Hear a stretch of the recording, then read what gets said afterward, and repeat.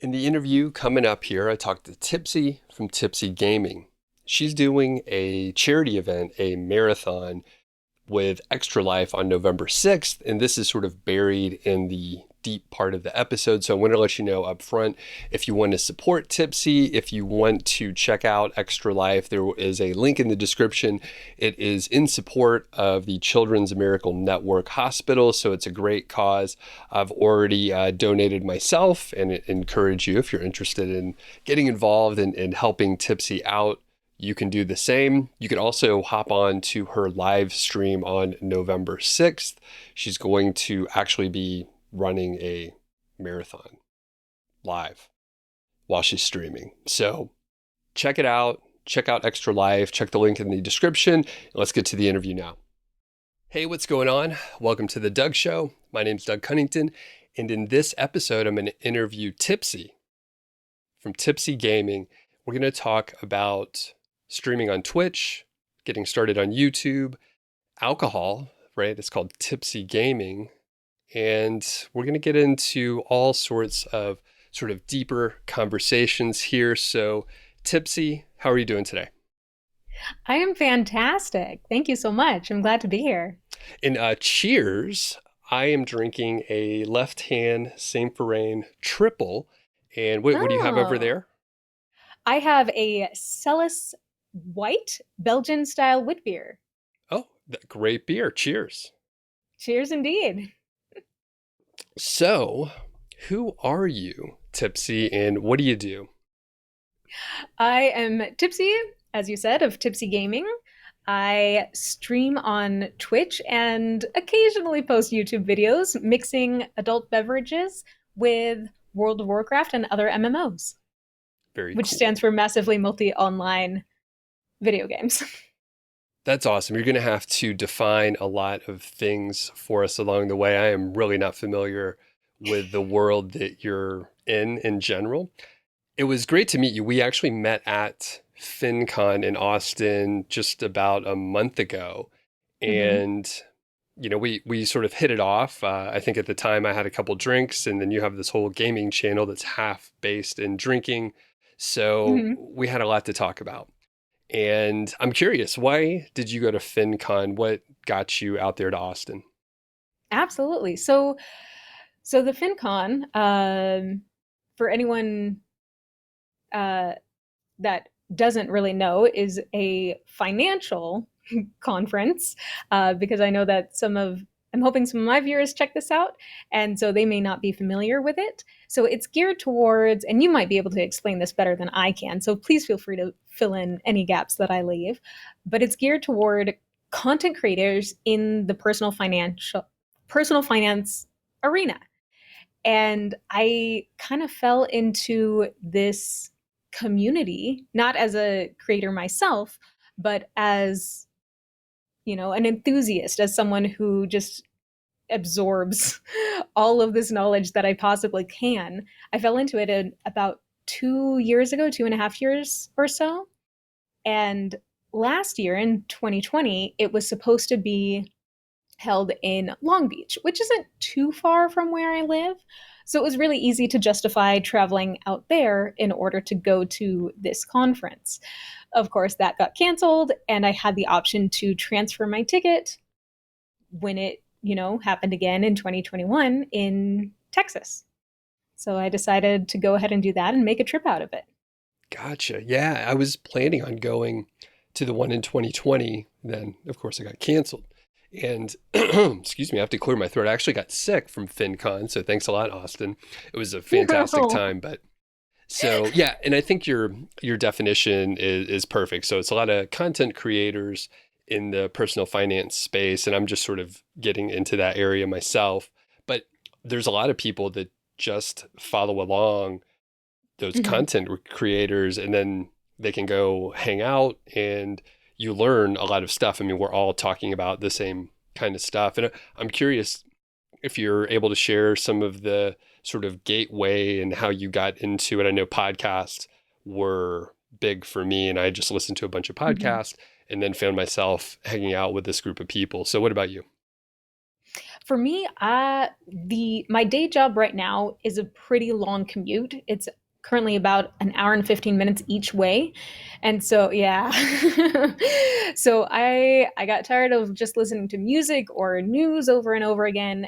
And so I wanted something that provided a little bit more personal development. And so I started to look up things in that arena, and I came across personal finance. And that was something that had come across my radar years ago. And so it really clicked with me. So I started off with one, and I'm a completionist. And so I listened to that from first episode to the last. And then based on that and the interviews that I heard there, transitioned to another one that was suggested and just kind of continued to repeat that cycle. Any favorite podcasts or shows that people should check out that you would recommend? My latest favorites have been Choosify and Afford Anything. I think there are a couple of the more popular, more well known ones. They're the ones that kind of jumped out to me as an entry level personal finance enthusiast. And so they seemed very accessible. Okay, great. Yeah, those are fantastic. And moving back to FinCon specifically, so Mhm. you headed out to Austin. Was it what you expected? And generally, like, how did it go for you? It was amazing. I think it really was what I expected because I knew that it was geared towards the content creators. So I was really just going and hoping to absorb any information that I could. And because I also do the Twitch streaming and YouTube when possible, I was also hoping to glean some information and some advice as far as those are concerned, since it is still very new to me, and hoping to just kind of add some skills to my repertoire. Got it. And I do think I left with that. I think I took some notes in some areas. I also wanted to just kind of meet people, and so that's why I volunteered for I think 5 different shifts throughout the 4-day conference. 3 day Right. Wednesday, Thursday, Friday. Yeah, yeah. So I volunteered 5 separate times, and it was fantastic. It was a wonderful way to get introduced into the conference and the community. How did you not get sick? If you have any tips for people like me. um, that's an excellent question. I did I did wear my mask a lot. I think that helped. I did try to keep up with rest. Um, Maybe it was the whiskey. I'm not going to say either way. Could have been. Yeah. Yeah. I tried to take naps and everything.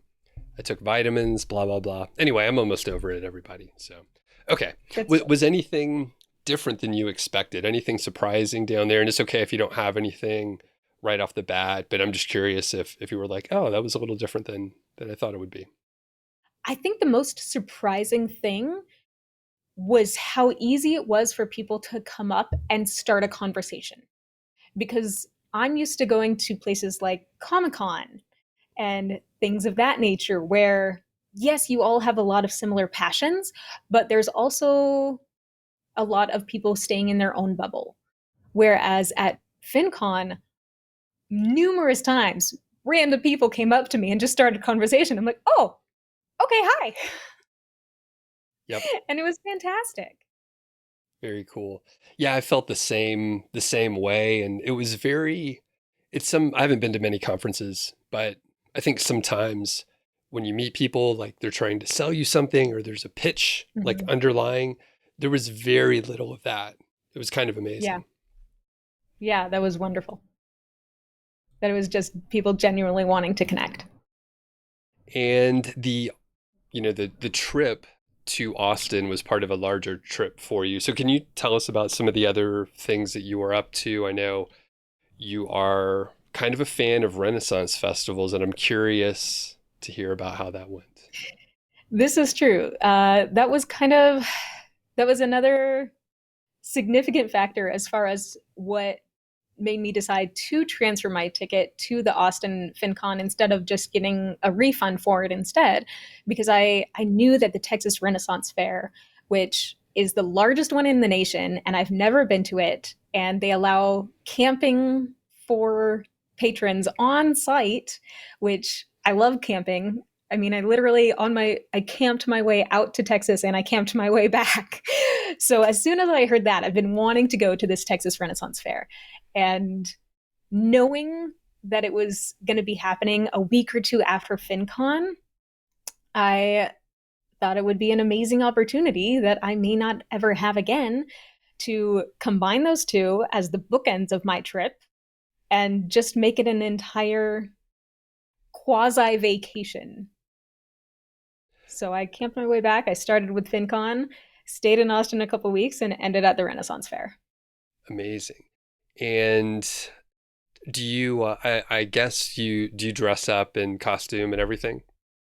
Can you Absolutely. tell me, and how many days did you go? Like, go ahead and indulge. I'm curious, and you just, tell us a story. Sure. So I went for both days of their opening weekend. So it was October 10th and 11th, Saturday, Sunday is typically when it runs during the weekends for a certain amount of time. And so I will typically wear mostly period appropriate whenever I go to a Renaissance fair. But this past year, like bodice, chemise, skirts, all of that. I typically stay away from the nobility outfits because they're just kind of stiff and they're just a lot. They take a so that I just like to run around in my peasant outfit. But this year I had something that was like a rag attire ensemble. Not nice rags, not bad rags, but nice rags. And so I wore those, and it was fun to run around at fair again. It's been obviously a long time since I've had the opportunity to go. And do you get the clothes like at other Renaissance fairs? Did you make the clothes yourself? Like, where does one get? Where'd you get the stuff? Sure, there's a ton of options. So there's if you want to go the make it yourself route, there's of course a ton of instructions online that you can find. You can find websites in any range of, quality and accuracy as far as historical, period appropriate type of garments. You can go to Party City and get, a shiny knight outfit. It is Halloween time right now anyway, and so that's what I love about it is you will go there and you will see people dressed in any sort of fashion, and it's just they wear what they want, and I love that about the Renaissance Fair. So when I go there, I wear a mixture, usually the bodice peasant garb. I have some pieces that I've made myself, some pieces that I've purchased. The rag ensemble that I wore, I did purchase that online. I had borrowed an outfit from that same maker a few years ago from a friend, and it was so comfortable that I knew immediately I wanted to get one of my own. So it took a little while for me to get it and get the right color that I wanted, but I'm so glad I did. And so it was the first fair that I got to wear it to, and that was a lot of fun. Very cool. And then you went 2 days, right? Hmm.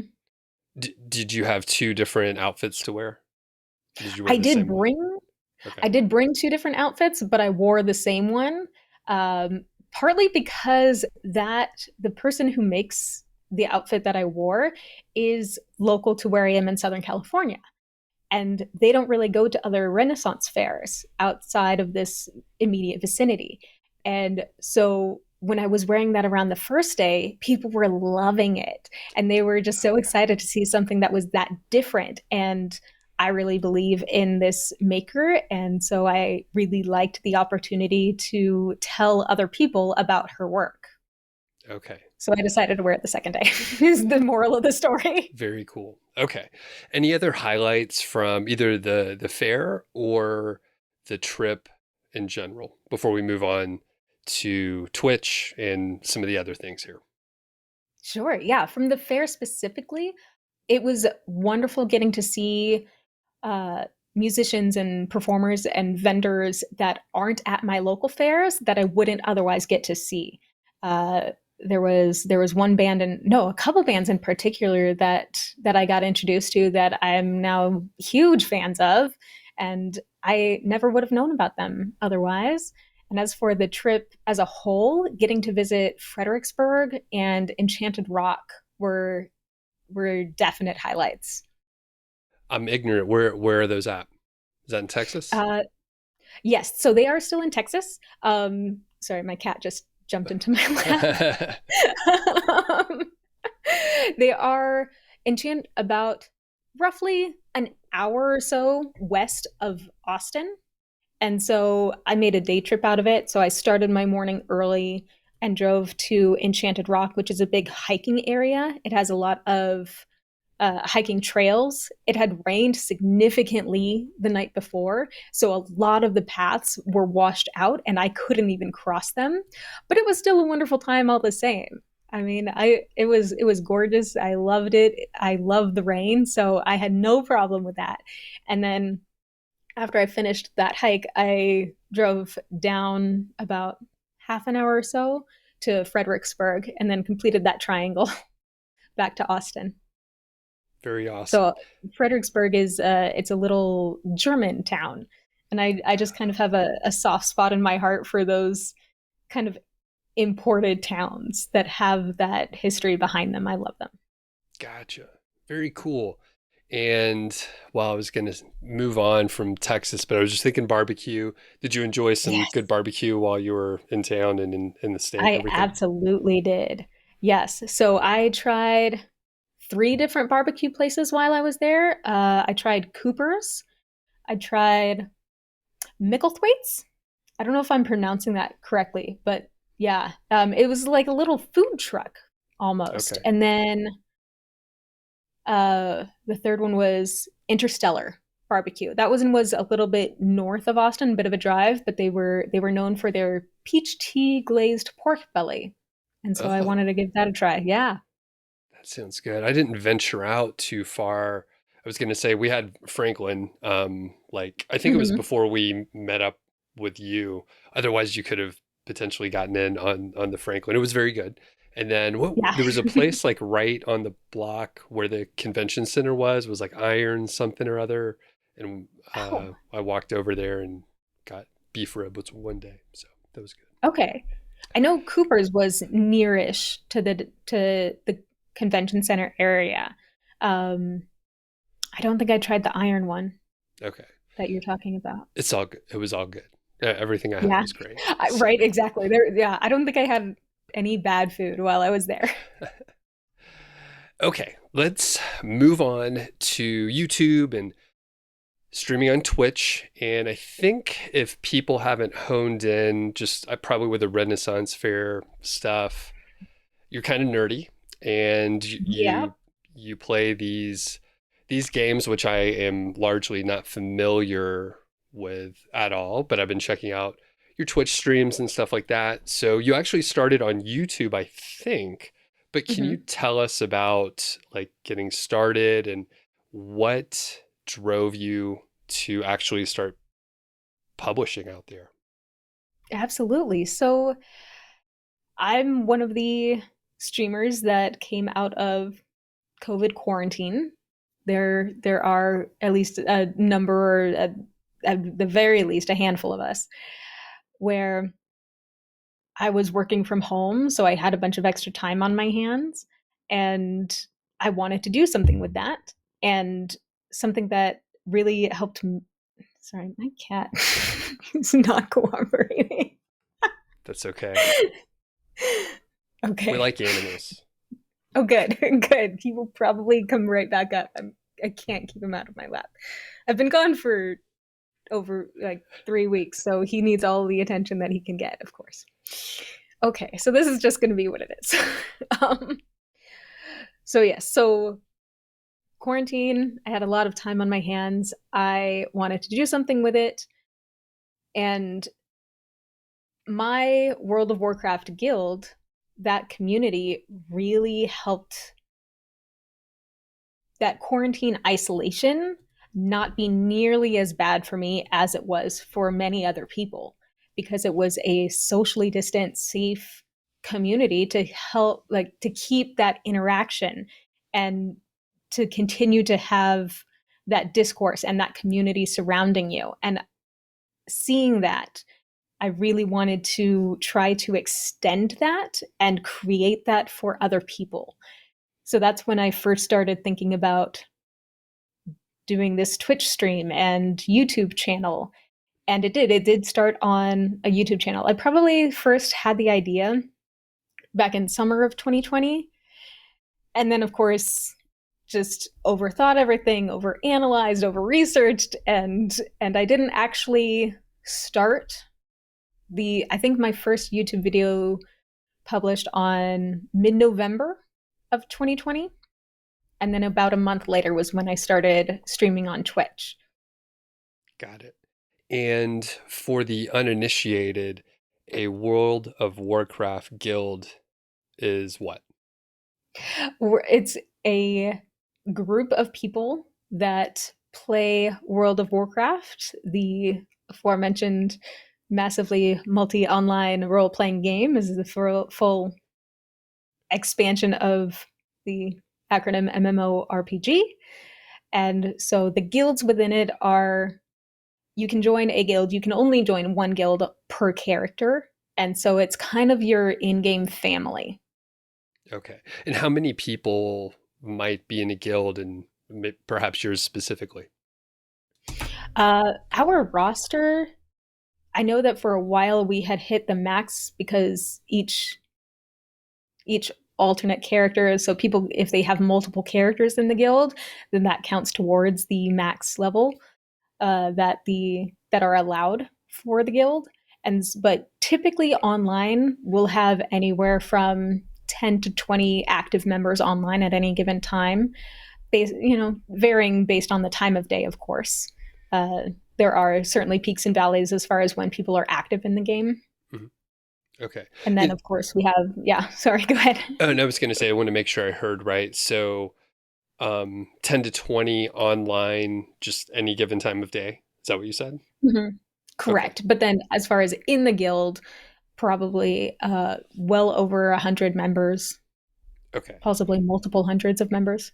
Okay. So you may end up sort of like more familiar with the folks that are in the same time zone or play at the same hours that you do. So maybe like a dozen or 20 people you're pretty familiar with just because they play when you do.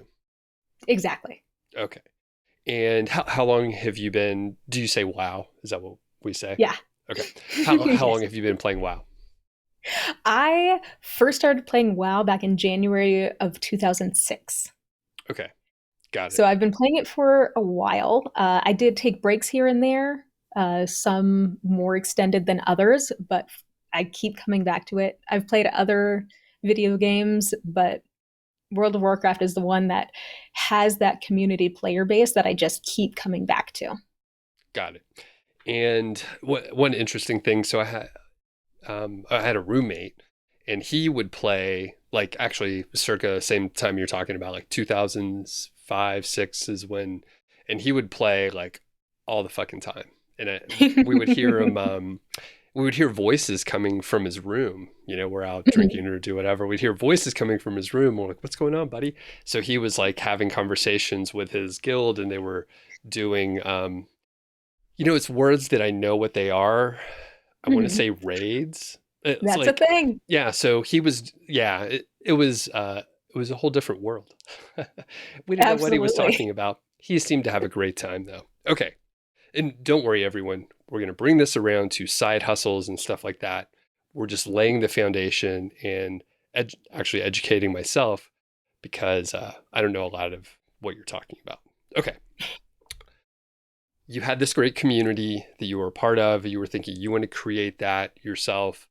You researched a bunch. And by the way, I'm curious, were you a consumer of YouTube and Twitch streams for this sort of similar, I guess, like similar content as what you're creating now? Or were you more of just a player and then you backed into creating the content? Definitely the latter of the two. Okay. I was much more of a player. I would look up any, like if there was a certain fight that I needed to watch a guide on, or anything that was specific for in game that I needed that sort of walking through of how to accomplish this, then I would look up those videos. I like to optimize, so I would look up how to be better at my class, stuff like that, how to play better, how to improve. But as far, once it when it came to me pivoting and starting to think about producing content, that was when I started to really watch what other people were doing in that sphere. Okay.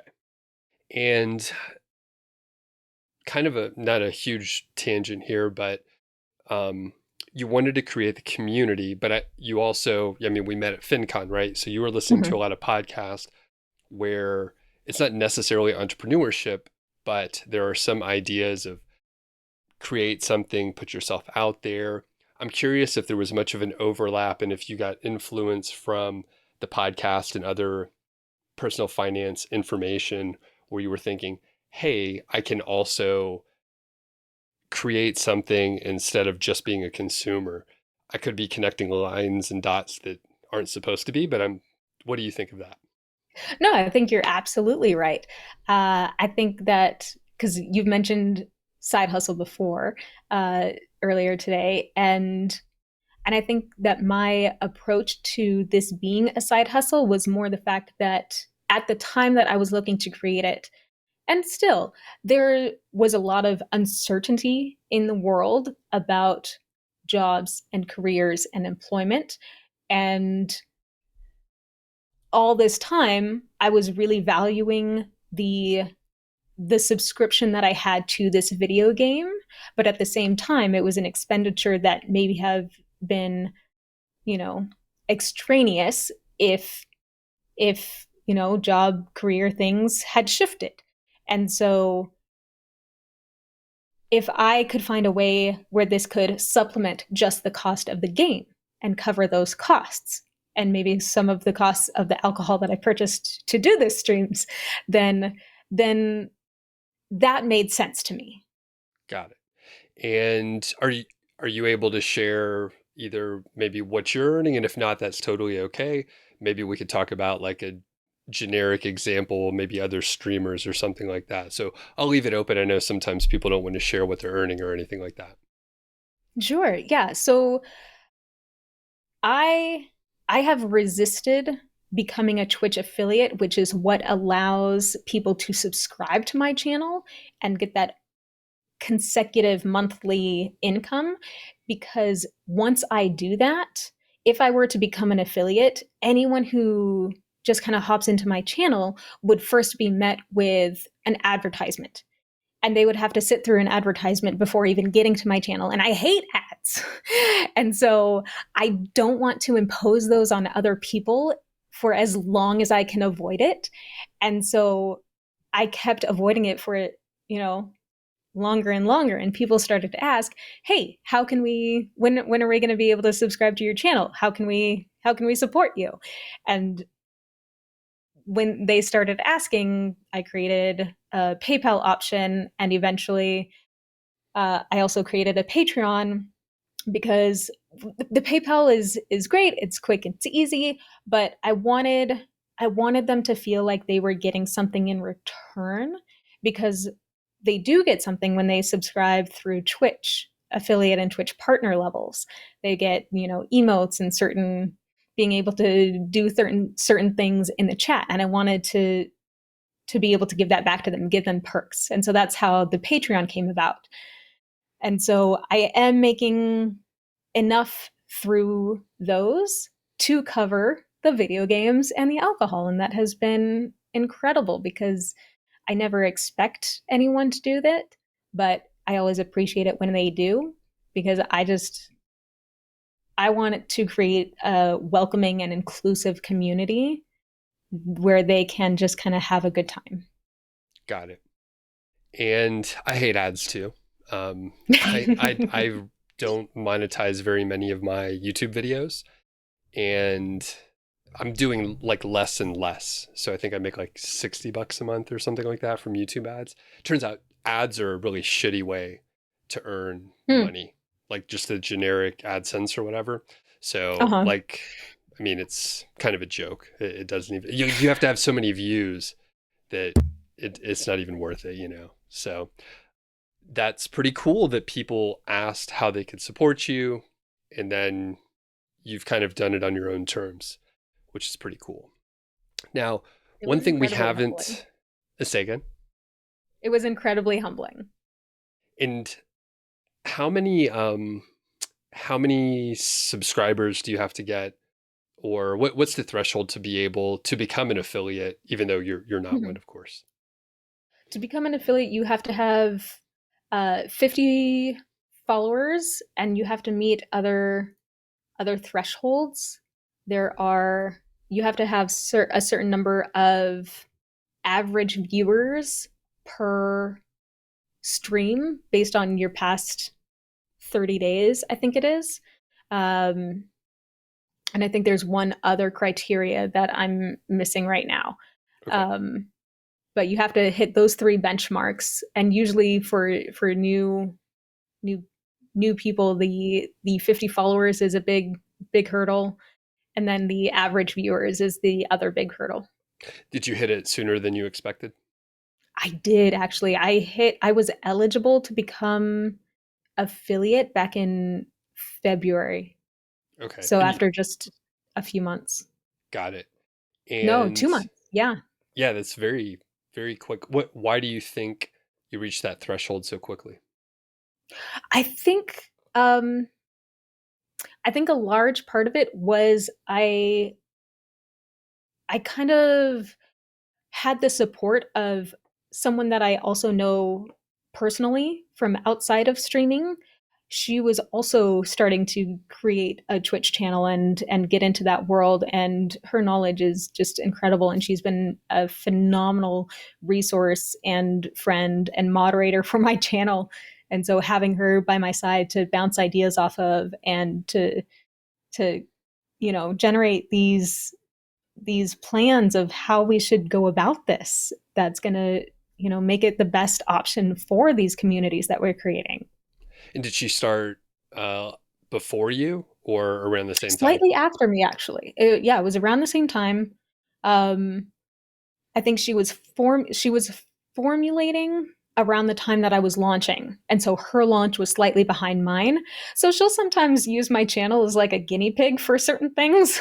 And that's fine with me. Cause Got it. I mean, yeah, it's just she loves the data. She loves analyzing that and just, seeing all the different numbers that come as a result of different, you know, if you stream a different game or stream at a different time, all these things influence who's going to view you.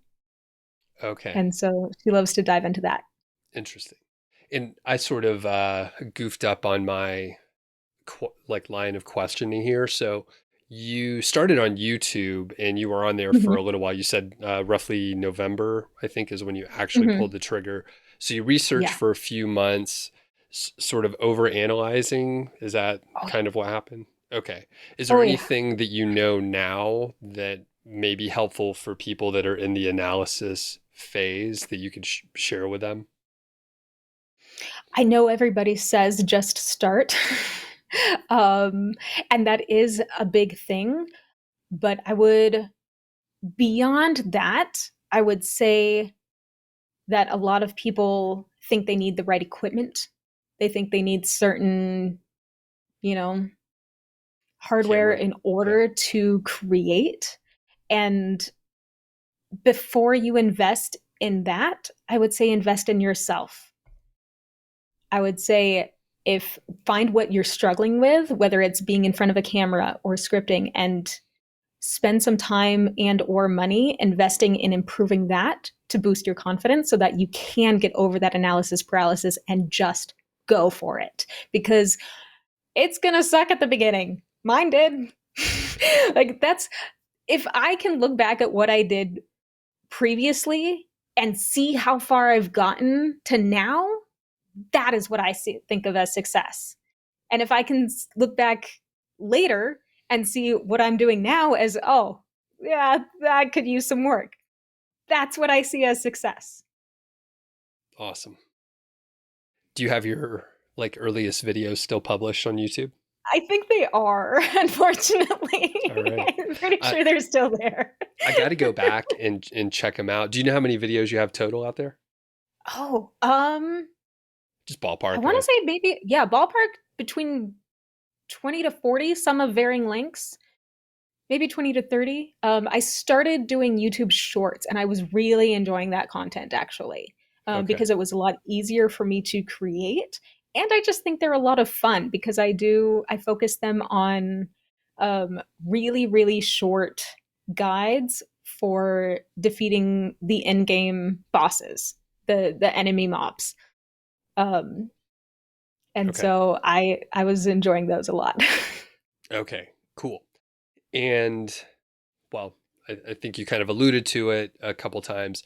So eventually you decided, hey, YouTube's cool, but I'm going to move on to Twitch. So talk about that process and the decision making process. I think I think the Twitch was part of the plan from the beginning. It was just a lot more daunting because it was live. And I'm someone who really enjoys having things planned out and being scripted and being prepared and all of that. And so that was a big hurdle to go from something that I had control over to a live stream. And now, after learning a little bit about editing and YouTube production, that's a lot of work. And I'm still really bad at it. And so I absolutely prefer Twitch streaming to YouTube videos. Yeah, live, people are much more forgiving. I was Mm-hmm. doing videos for a while and trying to edit. I'm really bad at it, and it's so slow. Like it takes me forever. Right? And then yeah, I decided, hey, I'm just going to do live streams because I can get those out quick. So, Exactly. all I right. think So, for me, something else is that the live streams have that element of theater, which I have in my background. And so it's that magic of you were there when this happened. and I was literally about to go into the theater background, but before we do, um, Uh-huh. you mentioned like you were there that when a certain thing happened. Have you had any like sort of really embarrassing or maybe interesting stories happen during your live streams? Because now you've, I don't even know how many you've done, hundreds of live streams at this point or close to it. So yeah, any Yeah. great stories from your live performances? There was one of the very, very early ones, um, before anyone really knew who I was, that I was streaming, because I didn't publicize it. I didn't tell anyone really, for a while. And so the friend that I talked about before, who, she was helping me figure it out, she was in my channel, and I think she was the only actual person in my channel, because sometimes you'll get bots in there and they're not contributing anything. They're not actual real people. Um, but she was in there, and so we were chatting back and forth a little bit, and I was running through the game, and I go to take a sip of beer, and then I end up running off basically a cliff and plummeting to my death in game. And I think the clip of this is still out there because I watched this happen, and I had a limited amount of deaths in this particular part of the game, and that was the last death I had, and I hadn't completed it, and I'm like, oh, okay. So that was a big one. But then there was also something really cool that happened where um I met people through this Twitch streaming community. I made friends with people, and that has to have been the best thing about this whole process and project, is the people that I've met.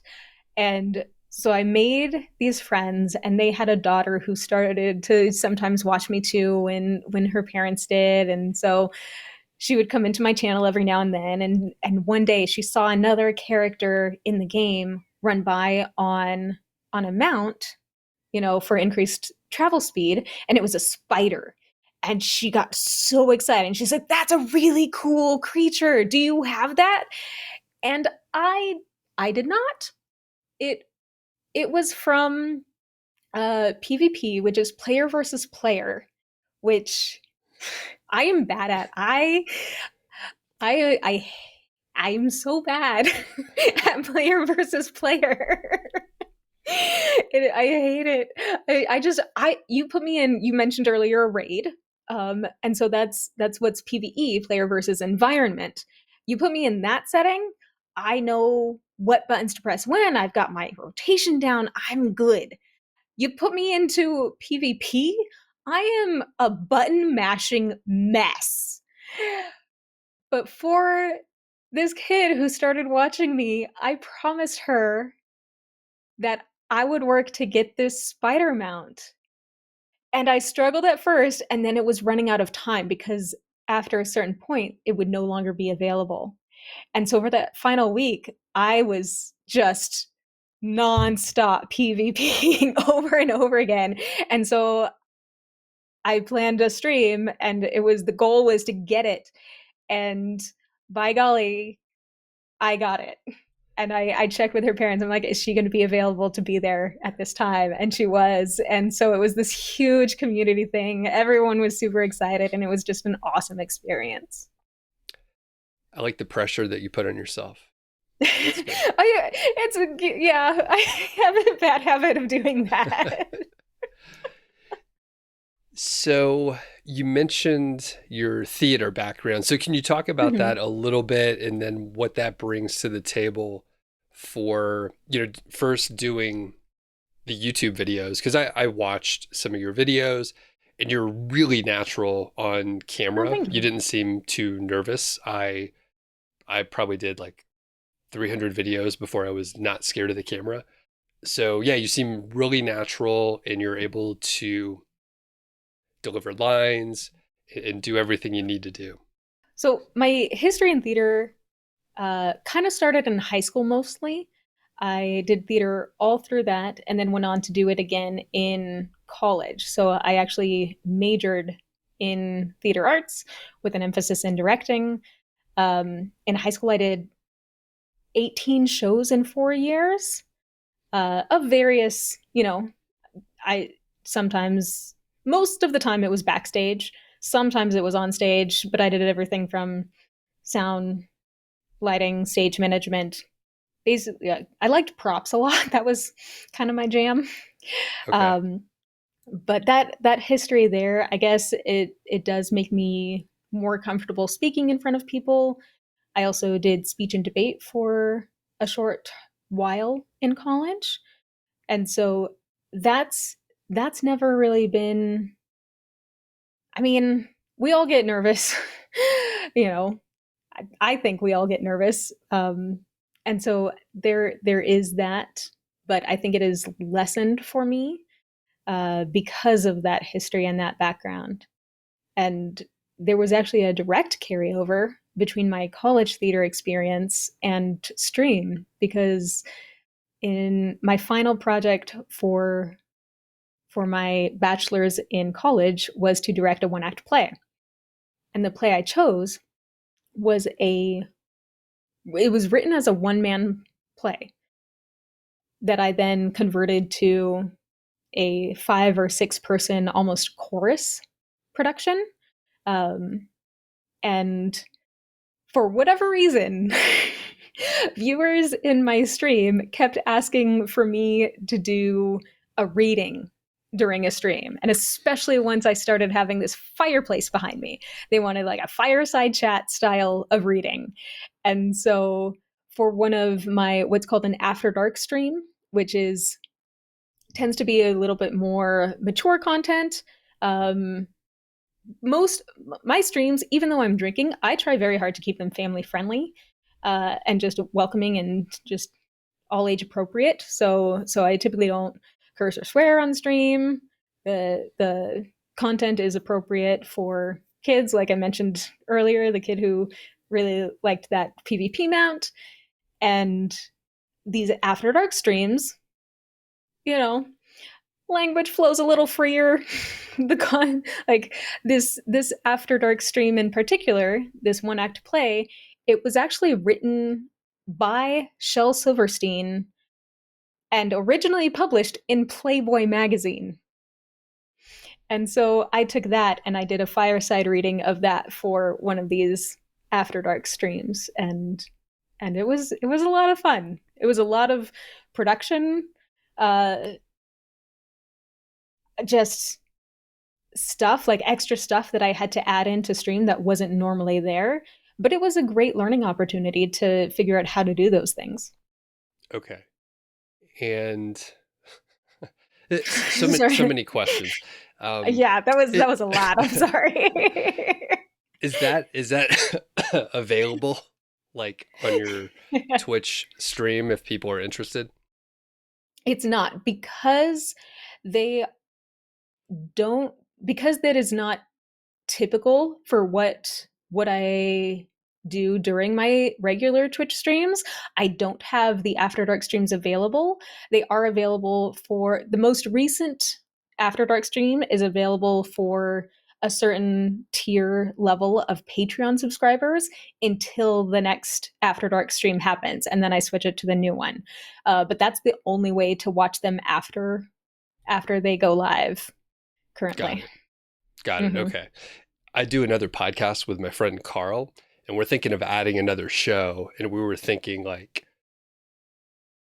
I don't know, like Mile High Fi gone wild, Too Hot for TV, or maybe After Dark is good, There you something like go. Yeah. that. I'm not 100% sure, but we are I not like this appropriate idea.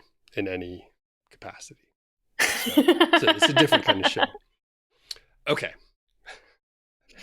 I like So this plan. Please keep me posted. the theater background generally helps. Is there anything from your theater background that you think actually like holds you back in any way? Yes, actually. I'm used to memorizing scripts, and memorization has actually always kind of come fairly easily for me. Song lyrics, play scripts, stuff like that. I typically have a pretty easy time memorizing things, and it doesn't matter so much for the live stream, but for the YouTube videos, I'm constantly at this pull of, okay, do I want to fully script it and memorize it, or do I want to outline it and just come more off the cuff? Do I want to not script it at all and just have this crazy, fly by my pants, let's go for it approach? And that's an amazing skill to be able to memorize stuff and then recite it. So, and I guess actually I want to talk more about YouTube, so I'm glad you brought that up. And I mean, your channel's Tipsy Gaming, and a lot of your YouTube videos are you making a cocktail and then drinking it while you demonstrate some tutorial for a game in some capacity. And now on Twitch, you usually have a drink. I don't know if you're making drinks as much, but yeah, can you talk about the alcohol aspect of this? Yeah. I think when I first started contemplating this whole, endeavor, I was inspired by a group that I know of called Thinking While Drinking, and I wanted to put a twist on it and change it to Geeking While Drinking. But then in my pre production analysis phase, I discovered that number one, that's a little long, and it wasn't quite available on all of the platforms. And so I did use, I think it was called namecheck.com. And so I used that to go through a bunch of different name variety options to see what was available on Twitch, YouTube, Facebook, everything. So whatever I had access to that wasn't blocked to me. And so that's kind of how I landed on Tipsy Gaming. And from there, yeah, just kind of blending the alcohol creation responsibly drinking it while playing video games. That's pretty cool, and maybe why we hit it off. That So, may be. what? Well, and actually, I was going to say we went to this cool place. It was a little gathering that some of our friends organized, and it was like outside of a grocery store, which was really like a bottle shop with some snacks and stuff. Mhm. And you could like buy beer in there and then bring it outside to drink it, which was amazing because we're like in the city. Is there any place like that that you've been to? Are those like in your area or anything like that? Not quite like that. There is, I can think of one place that's a little down the freeway from me. And that, but man, I went there on we that was a constant stop for my high school when we went. I mean, so clearly before alcohol was involved. Just to be clear. Um, but we would go to these theater festivals, and we would stop there on our way back as just a place to grab some food and relax a little bit on the drive. But I love that place. It's called Tom's Farms, and I go back there. Since then you can get a fresh baguette of bread and some like honey butter or meat and cheese, and you can buy bottles and enjoy them. If you are of legal drinking age. Right. Yeah. Everyone drink responsibly, all that stuff. Yes. Um, and now's a good time. I just opened up another beer if you want to talk about yours, Tipsy. So I got a peanut Yes. butter milk stout from Left Hand Brewing. Very good beer. What do you have over there? Over here, it's also from when I was in Texas. It's a local one from there. It's called Fourth Tap Brewing Co-op, which was really cool. So it's a co-op, and it's called Bat Country Cold Brew Coffee Stout. And anyone who's kind of been to Austin probably knows about the bats that are present at the Congress Bridge. Very cool. Did you get to check those out while you were there? I did. I did get to look at those one night. It was impressive.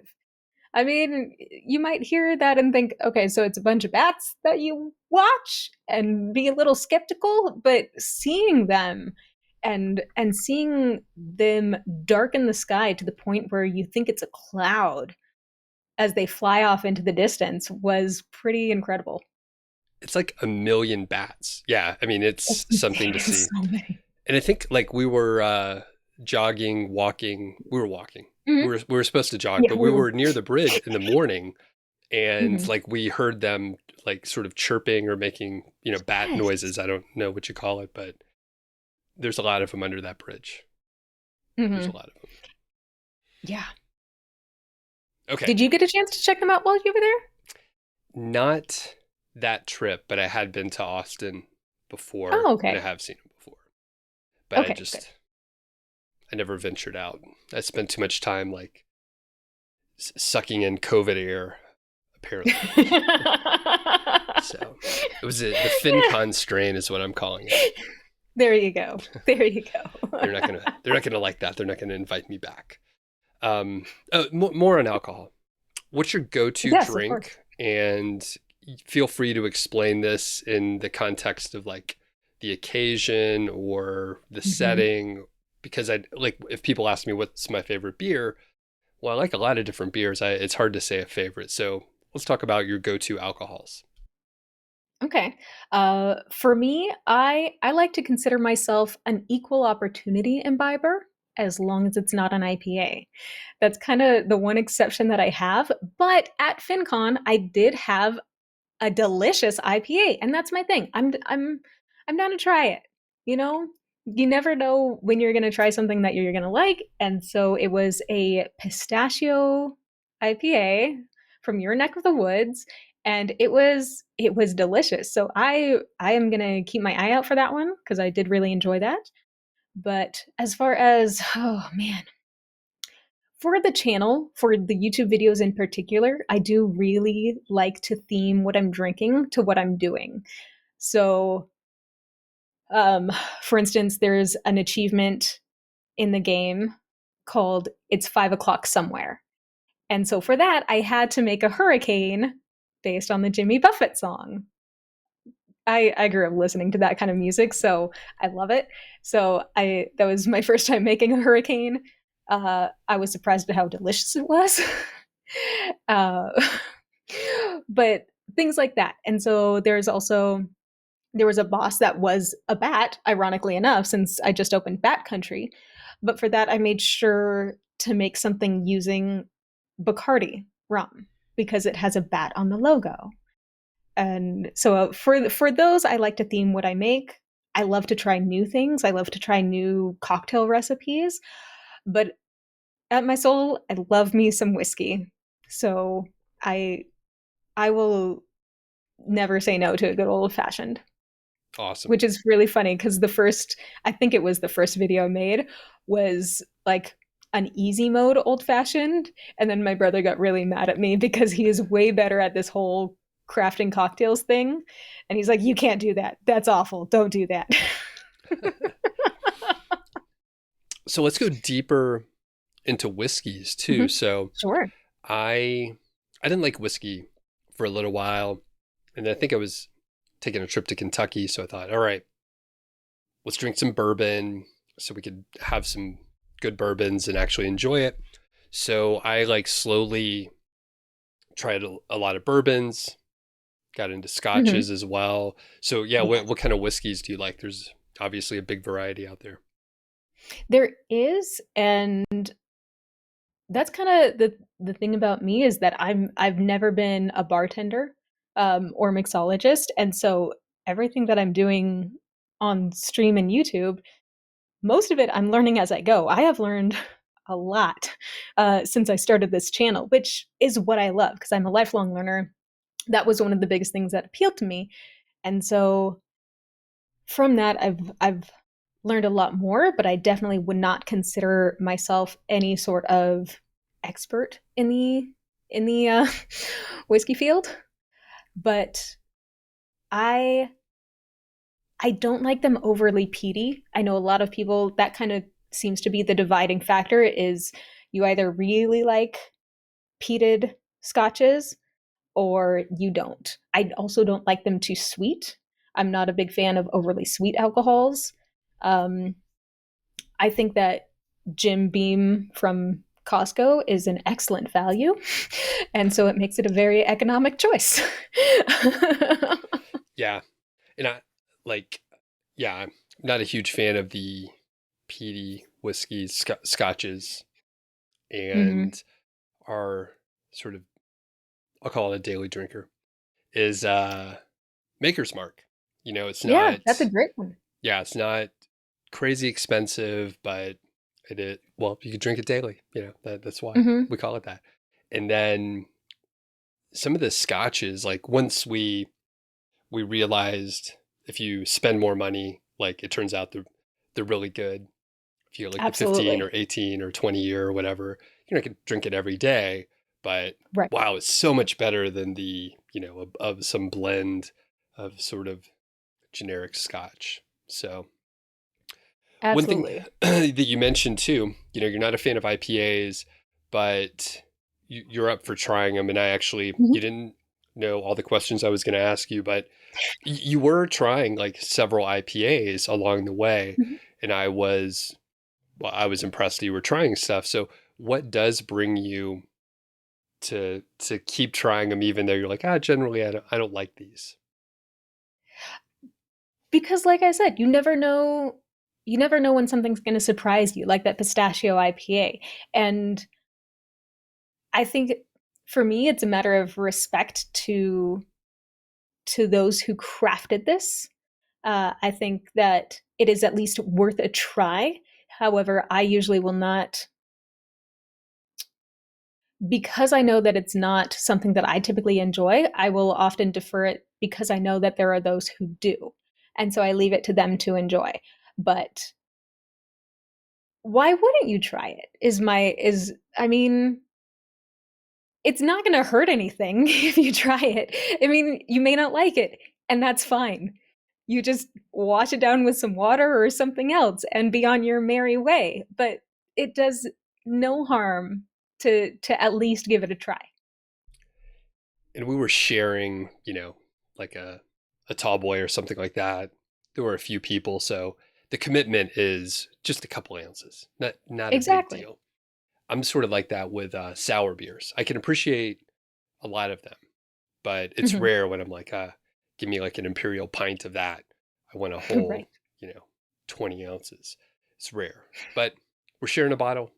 Great. I'll check it out. Okay. Anything else alcohol wise before we shift gears again? I would say take advantage of the resources around you. Go to one of my favorite scotches that I found was recommended by someone who works in my local liquor store that I like to go to. And so I was looking for something specific, and they also suggested this other item, and I tried it on. I didn't pick it up then, but I came back later and I picked it up, and I thoroughly enjoy it. And before that, I scotch was a little strong for me. It was a little almost abrasive, if that's kind of the right word. But I I plan to keep this one on hand. The horrible reality is like once do you drink whiskey neat? Yes, so it depends on there are whiskeys that I drink neat and then whiskeys that I mix. And I think that's an important distinction. Um, I think Jim Beam that I mentioned earlier is great for mixing. Um, I'm not going to mix like a Lagavulin 16. Right. Yeah, and actually where neat is with no ice, you're just drinking Hmm. whiskey. It's not cut with anything for the people that don't know. Um, but yes, you're exactly right. Like if you have like shitty whiskey, then mix it with Diet Coke or whatever you're doing. Hmm. Um, Yeah. but yeah, if you're drinking good stuff, it's like you don't want to dilute it. Maybe like one little drop of water. Some Hmm. people will like drop an ice cube in and like take it out or whatever you want to do. But the reality is like once you can drink like whiskey neat, like almost nothing tastes alcoholic.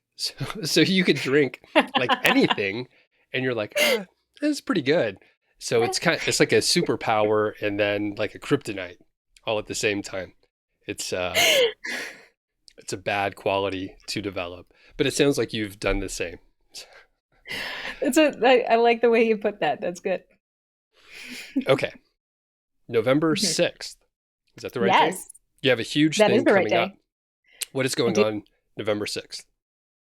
So, Saturday, November 6th is the official game day for Extra Life Organization, uh, which is a group that does fundraising for Children's Miracle Network hospitals. And so it's, I believe, 170 hospitals throughout the US and Canada. And this organization brings together gamers, thousands of gamers each year. They've got a game day, and then they also have a tabletop appreciation day. They're fundraising constantly, so you can donate to them at any time, but they do focus their efforts on, rallying around this specific November 6th game day. And so you'll see a lot of gamers, having different charity fundraisers for them. What I'm doing for this, it's my first time participating. They've been on my radar for a while and I've always wanted to participate. And now that I kind of have a platform where I feel like I can make a more significant impact, I am leveraging that. And so I am doing a literal marathon charity stream, because something that you'll see Twitch streamers do every so often, just on their own regular channel, is what's commonly called a streamathon or a subathon, where they'll stream for an extended amount of time in order to get more subscriptions or donations, stuff like that. People can't subscribe to my channel, as we previously discussed. And when I saw them doing that, I thought, well, how cool would it be to do a literal marathon stream? So I got a treadmill. I just picked up my standing desk yesterday. So I will be setting it up this weekend, hoping to do a trial run Sunday. Um, and so I will be gaming and streaming until I complete 26.2 miles on this treadmill. Wow. Is someone trying Sorry, to can you get hear my in or is cat? someone trying to get out? For the cat? You can't hear the Yeah. cat? No, Dang I it. could hear the cat. Cat. Yeah. She stepped away to try and see what the cat's doing. Cat was playing with the ring light box. The poor Sorry, guy guys. missed you. What's your cat's name? That one is Duke. Duke missed you while you were gone. Duke definitely missed me. Yeah, he is a mama's boy. He needs all of the lovin'. And yeah, he definitely missed me while I was gone. Okay, so November Yes. 6th, people can actually Mhm. tune in, hop over, donate. It goes to a wonderful cause, of course. Absolutely. From a marathon standpoint, where are you in your training? I think you told me that you don't like running very much. Yes, that is accurate. I actually hate running. Um, I have done one marathon before in my life. I still hate running, but this seemed. I think when I came up with this idea, I had a lapse in my memory of how much I dislike running and how much time it takes to train for a marathon. That's the big thing, really. Like I can run. That's okay. I can do that. But the amount of time it takes to fit in these training runs, that's the killer for me right now. Um, so I am behind on my marathon training, especially after my recent travels. And I also have surgery coming up on Monday, and so I'm not supposed to do any like excessive workout training for about a week or so after that, so that will impact my training a little bit. But I know that I can keep going. I know that I can get there. I'm not looking to complete it in any sort of speed, record. I'm just looking for completion. So as long as I just keep going, it might be, it might be a really, really long stream, but I will get there.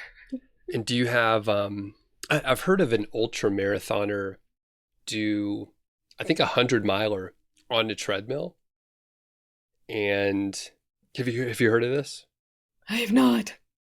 So This he is had terrifying. people that he would like live stream in or chat in or whatever to like Mhm. keep him motivated and like have conversation, and like he knew there would be people hopping in, through the day or whatever. Do you have anything like that lined up? Do you have support, like, other than your normal folks that hop on Twitch? I haven't set up any official pop-ins like that. That's actually a really good idea, and I will probably talk to some people about maybe, let's plan some shifts, guys. Let's plan some things here. So I really like that idea, and I will probably steal that, and thank you very much. Yeah, I'll check my schedule. You could potentially sign me up. I could hop in. Perfect.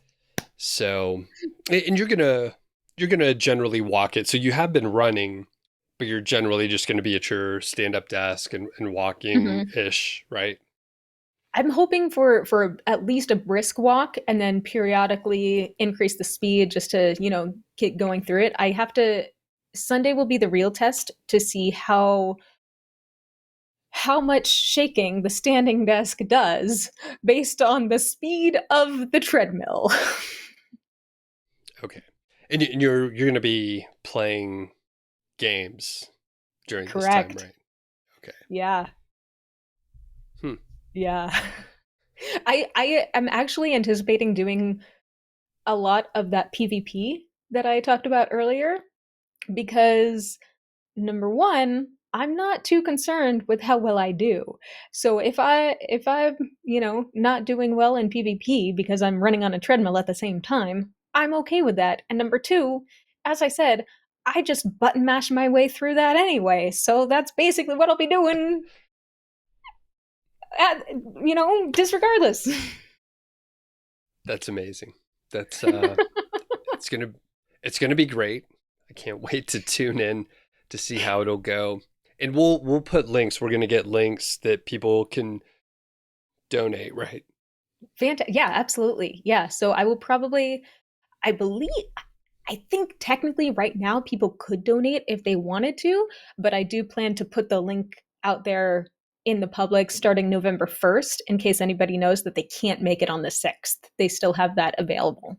And there are going to be different milestones for reaching certain goals, different, once we reach this, then this will happen. Once we reach that, then this will get raffled off. Yeah, I have lots of plans as far as, what to do for that, and I'm very excited for it.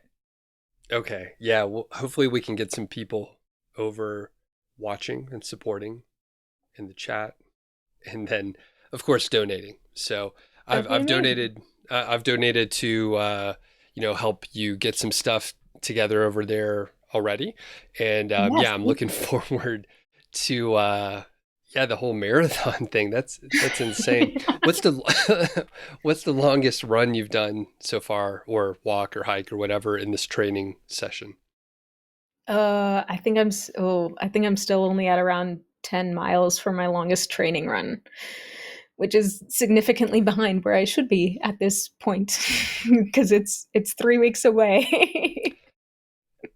The thing is, you've done a marathon before, so like mentally, you're like, "Ah, I can I walk know. that far. I can do it." Mhm. So, Exactly. okay, it's pretty fun. Now, are you going to be drinking during any portion of the run? I mean, it's your brand, Mhm. like it's in the It name. is. So, what's the plan there? So the plan there is I won't be consuming alcohol during the marathon because I think that may not be the wisest decision. But the Patreon supporters for this marathon will be able to select what beer I drink post run, because there's a reasonable amount of science out there that having beer after a run is a good idea, and I'm going to trust that. So yeah, we're gonna have a celebratory beer after completing 26.2 miles, and the Patreons will be able to pick what beer that is. That's awesome. Now, the other big thing is, well, I'll put this in context. Mhm. I'm not a gamer at all. I don't know half the things we're talking about, which has been interesting. But I've checked out your Twitch streams, and a lot of it is you talking to the chat, and there's a lot of talk about food, which I love food. Yes. I cook all the time. So, what are you going to eat after the marathon? Do you know yet? Probably carbs. Probably. Oh, well, carbs is probably the night before. Thinking back to the first marathon I did. So the first marathon I did was up in the redwoods of Northern California, and so I took a weekend trip and I drove up there. I camped.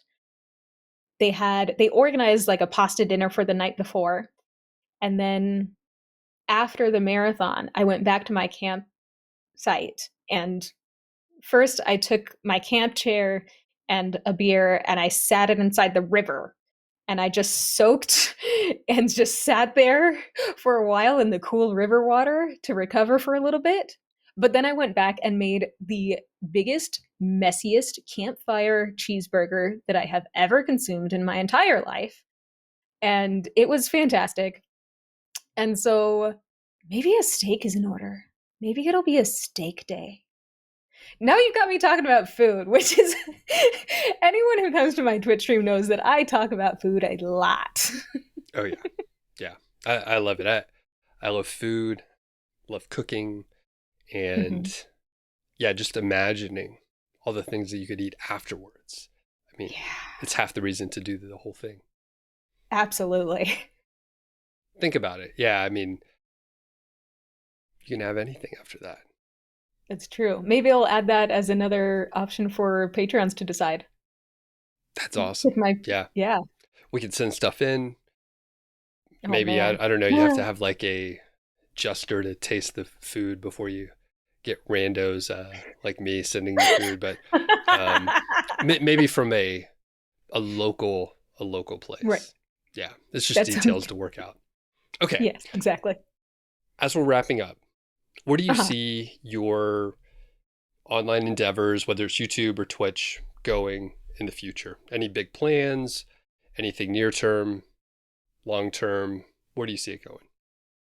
So near term is focusing on the marathon and all of the different additional uh, layers and interactive opportunities that that brings. So it's going to be changing up my stream overlay, adding links, adding different um, interactive abilities, different emotes that can pop up, sound effects, stuff like that. So I want to incorporate all of those as much as possible to really rally behind this amazing organization and the charity that they fundraise for. So that's the short term. Medium term, I would really like to start producing more YouTube content again because that has definitely been placed on the back burner for a little while now. Just how things kind of happened, but I would really love to get back into that. Um, long term, long term, I have some ideas of where I would love to take this, and it's kind of waiting to see where the short and medium end up. It sounds exciting. Very cool. Thank you. I'm excited for it. Okay, so we'll put links and everything so folks can get to your Twitch stream in November 6th. They could check out Yes. your marathon. We can figure out how to support you exactly. And then we'll have the ability for folks to donate on, I can't remember the charity, Extralife.org. extralife.org. So we'll have links for everything so it's easy Mhm. for people to find. As we wrap up, like Yeah. any final parting words or words of encouragement or anything? I mean, if you have something that you want to do, make it happen. That was actually one of my biggest takeaways from getting that PvP mount that this kid inspired me to do. Um, she gave me the inspiration, and I made it happen. And if it weren't for her, this is like, if it were not for this one individual, I never would have gotten that mount in this game. And I'm a completionist. I love getting all of the mounts. I love getting all of the pets, getting all of the achievements. And if it weren't for her, then it never would have happened. And you need to find that inspiration and don't let go. Awesome. Tipsy, where can people find you? People can find me on mostly Twitch. That's where I'm easiest to find, TIPSI Gaming. I'm also technically on YouTube, Twitter, and Instagram. I'm just really bad at all of those, but I'm technically there and they are more than welcome to find me. And then you can also find me on Discord, which is kind of the community platform for those that have followed me on Twitch. Awesome. Well, thanks for hanging out for us today, and we'll put links so people can get to you really easily. And I will talk to you soon. All right, take care.